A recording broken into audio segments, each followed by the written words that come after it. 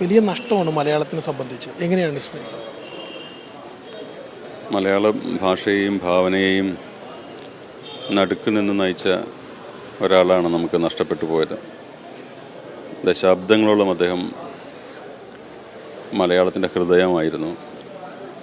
മലയാളിയുടെ വൈകാരിക ചരിത്രം ഹൃദ്യവും ഹൃദയാവർജകവുമായിട്ടുള്ള ഭാഷയിൽ ഇതുപോലെ പകർത്തിയ നമ്മുടെ കുടുംബ ബന്ധങ്ങളെ, നമ്മുടെ വ്യക്തി സംഘർഷങ്ങളെ, കാലത്തിനെതിരെ പൊരുതുന്ന നിസ്സഹായനായ മനുഷ്യനെ ഇതുപോലെ ഭംഗിയായി ആവിഷ്കരിച്ച മറ്റൊരു എഴുത്തുകാരനില്ല. നമുക്ക് തീർച്ചയായിട്ടും വലിയ എഴുത്തുകാർ ധാരാളമുണ്ടെങ്കിലും എം ടിയെ പോലെ ഹൃദയം കൊണ്ട് എഴുതിയ എഴുത്തുകാർ അധികമില്ല.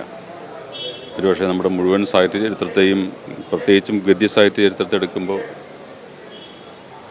എം ടിയെ പോലെ എഴുതിയവരും എം ടിയെ പോലെ എഴുതാത്തവരും എന്ന മട്ടിൽ രണ്ട് വിഭാഗങ്ങളായി തിരിക്കാൻ പാകത്തിന് അദ്ദേഹത്തിൻ്റെ എഴുത്തിൻ്റെ ശൈലിയും അദ്ദേഹം ആവിഷ്കരിച്ച് നടപ്പാക്കിയ ഒരു പുതിയ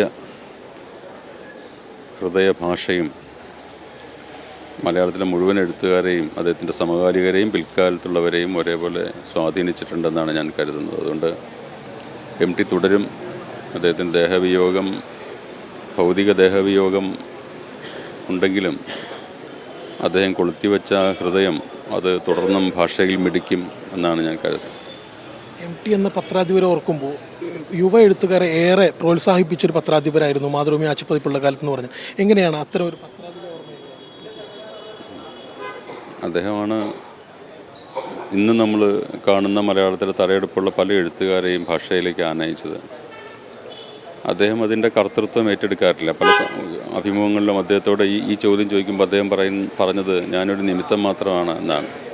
വരാനുള്ളവർ ഞാനില്ലെങ്കിലും വരും എന്ന് തന്നെയാണ് അദ്ദേഹം ആവർത്തിച്ച് പറഞ്ഞതെങ്കിലും നമുക്കിന്നറിയാം ആഴ്ചപ്പതിപ്പിൻ്റെ പത്രാധിപരായിരുന്ന അദ്ദേഹം തൻ്റേതുപോലെ അല്ലാത്ത സരണികളിൽ എഴുതിയിരുന്ന, പ്രധാനമായിട്ടും തൻ്റെ എഴുത്തുമായി യാതൊരു കുലബന്ധം പോലും ഇല്ലാത്ത ശൈലികളും ആവിഷ്കാര രീതികളും നടപ്പാക്കിയിരുന്ന അന്നത്തെ പുതുതലമുറയെ മുഴുവനും അദ്ദേഹം സ്നേഹാദരങ്ങളോടെ, സ്നേഹം മാത്രമല്ല ആദരവോടെയും സ്വീകരിച്ച് സാഹിത്യത്തിലേക്ക് കൊണ്ടുവന്നിരുന്നു. നമ്മളിന്ന് കാണുന്ന പ്രഗത്ഭരായ എഴുത്തുകാർ അദ്ദേഹത്തോട് കടപ്പെട്ടിരിക്കുന്ന ആ വഴിക്ക് കൂടിയാണ്.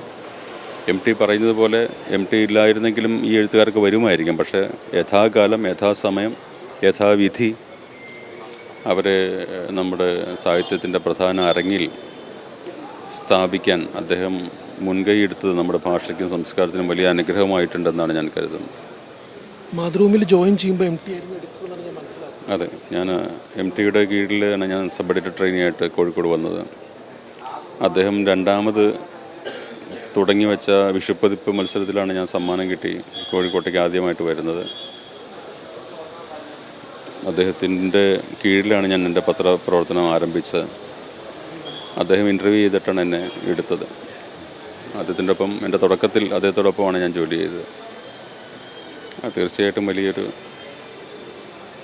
സ്വാധീനവും ശക്തിയുമായിരുന്നു എനിക്ക്. എന്നെ സംബന്ധിച്ച് ചെറിയൊരു ഗ്രാമത്തിൽ നിന്ന് പുറപ്പെട്ടു വന്ന എം ടി എങ്ങനെയാണ് ഒരു മലയാളത്തിലെ പ്രധാനിയായി തീർന്നത് എന്നുള്ളത് എന്നെപ്പോലെ അശരണരായിട്ടുള്ള ഒരു പറ്റം യുവാക്കൾക്കെങ്കിലും പല കാലഘട്ടങ്ങളിൽ സ്വാധീനമുണ്ടാക്കിയിട്ടുണ്ടാകും എന്നാണ് ഞാൻ കരുതുന്നത്.